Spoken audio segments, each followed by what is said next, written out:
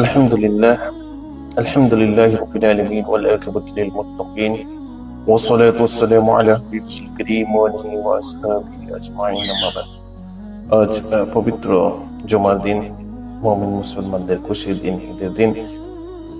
এটা এই দিন এমন একদিন যে দিনে রব্বুল আলামিন অসংখ্য অগণিত লাখ কোটি মানুষের দোয়াকে কবুল করেন।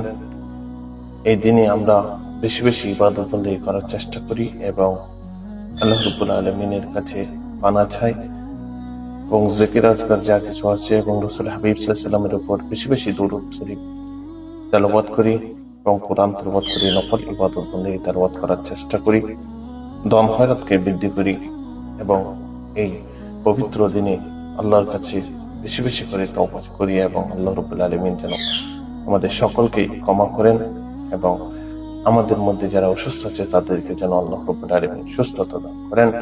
এই ফজিলতময় বরকতময় দিনে আরো রবিউল আউয়াল মাসের এই পবিত্র জুমা অনেক বরকতময়, অনেক শানদার। এই বরকতময় শানদার দিনে আল্লাহ রাব্বুল আলামিন আমাদেরকে ইসলামের উপর কবুল করুন।